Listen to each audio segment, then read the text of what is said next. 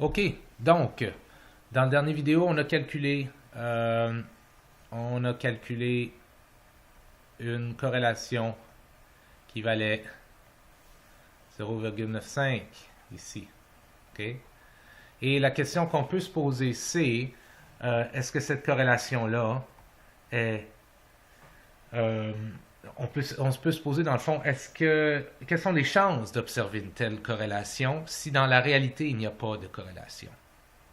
OK? Donc, je vais, si vous me permettez, effacer un petit peu ici. Attendez un peu. OK. Je vais effacer mon hypothèse, ma formule, effacer mes données. Donc, pour savoir si la corrélation est significative, j'ai quelque chose que je dois faire. Okay? Je dois consulter la table des R. Mais d'abord, je dois faire ça en tenant compte deux hypothèses possibles. Okay? L'hypothèse nulle est que ρ est égal à 0. Okay? Ρ, ce que c'est la corrélation dans la population entre X et Y. Corrélation pour la population, au niveau de la population entre X et Y. Okay? Donc, l'hypothèse nulle, c'est que j'assume que les X et Y que j'ai pris viennent d'une population où il n'y a aucune corrélation. Okay? Et l'hypothèse alternative, ben, c'est l'inverse. C'est que ρ n'est pas égal à 0. Okay? Donc, que dans la population, il y a une corrélation. Okay?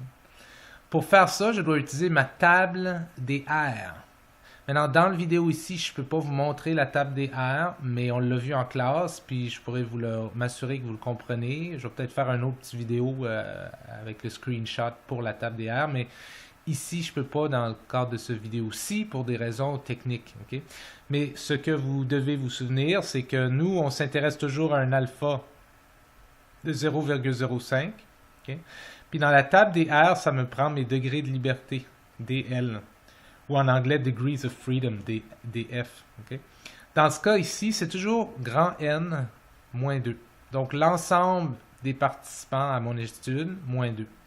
J'avais 5 participants dans X, 5 participants dans Y. Donc ça fait 10 moins 2. Ça fait 8. Okay? Donc si vous allez voir dans une table des R, pour 8 degrés de liberté, vous allez trouver un R critique. Okay? Et si ce R que vous avez calculé, qui est votre R observé, celui-là, est plus grand que votre R critique, eh bien, votre corrélation est significative. Okay? C'est simplement comme ça que ça fonctionne. Je vais faire un essai en fait pour voir si je peux enregistrer l'écran avec la table DR. Donnez-moi une seconde. Ok, je pense que je suis en train de réussir. Je suis allé chercher une table DR sur le web. Ok. Ici, il y a one tail, two tail. Donc, nous, c'était two tail. Okay? On ne faisait pas une hypothèse que la corrélation était plus grande que ou plus petite que quelque chose. On disait la corrélation est pas égale à 0. Donc, on est dans du two-tail, puis on est dans du 0.05. Donc, on est ici, okay? En espérant que ça flash sur votre écran, en tout cas. Et on était à grand N-2, donc on était à 10-2, donc on était à 8. Alors, voilà ici, 0,632. C'est notre T, notre R critique, 0,632. De retour ici, donc comme notre R critique était 0,632, on va mettre ça un petit peu plus grand, donc notre R crit était 0,63 dans le fond. Okay. Puis notre R observé ici était 0,95.